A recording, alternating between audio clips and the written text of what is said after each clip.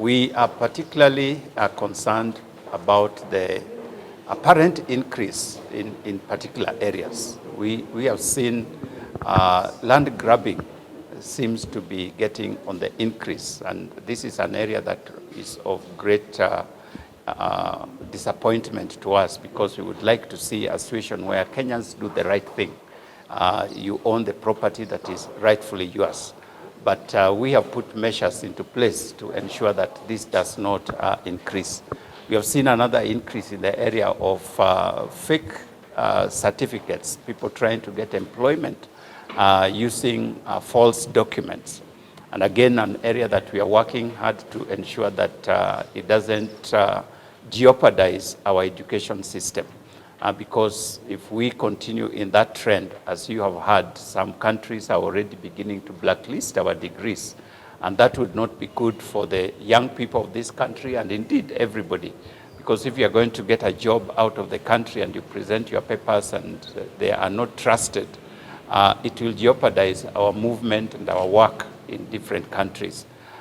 We are also concerned about members of the officers in our public offices who are using false claims to enrich themselves. And sometimes these monies run into millions and sometimes even into billions of people who are siphoning monies by pretending they have gone for a seminar, they have gone out of the country, they have been involved in some activities, and in the process make claims.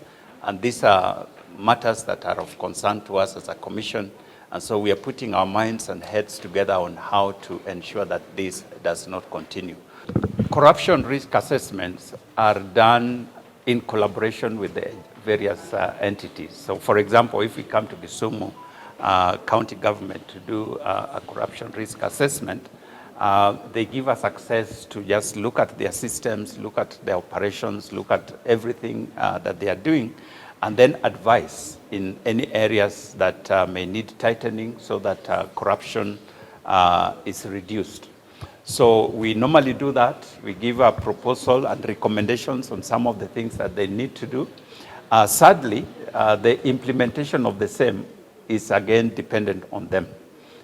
We do not have an enforcement method where once we have given you that recommendation, we ensure that you also implement it. But the entity is supposed to actually implement so that they strengthen their systems.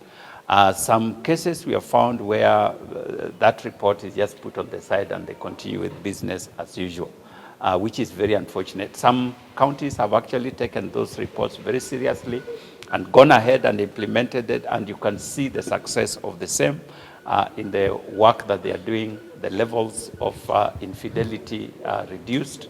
And this is what we would hope that the counties would actually do, and not just counties, different MDAs, ministries, departments, and agencies of government, that they take these reports seriously, implement them so that we can reduce incidences of corruption.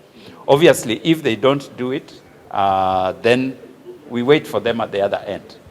For those people who violate the law, our enforcement teams will be there to just check what they have done and take necessary action. Like I said, the cases are quite a number, so I wouldn't cite specific ones right now, because the reason we are raising it is that we are finding a lot of reports from across the country and in different categories of government offices.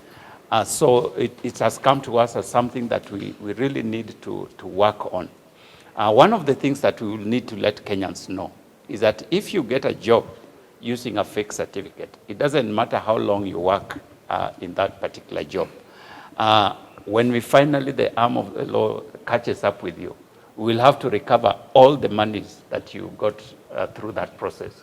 So even if you worked 20 years, we will want that money that you earned in those 20 years. If you worked for 5 months, we'll want all that money for 5 months. So it is wise for you to actually not get into that space, because there are people now we are dealing with where we are claiming from them millions of shillings that they earned over a period of time using fake certificates. So Kenyans should just know that there is no benefit ultimately if you use a fake document to procure a job.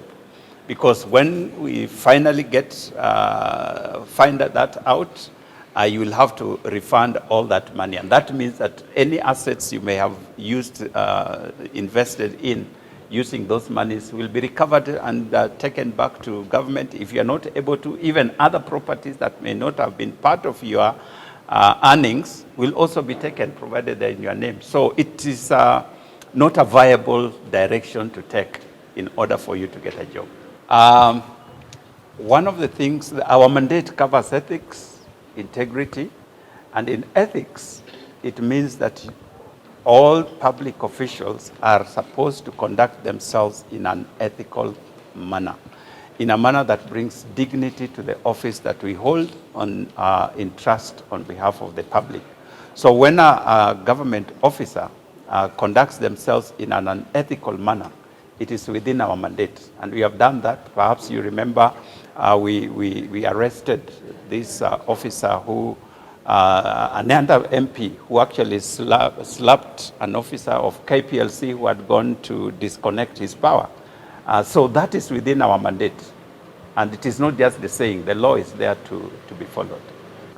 We pursue corruption wherever it happens. If it is in judiciary, we'll pursue it in the judiciary.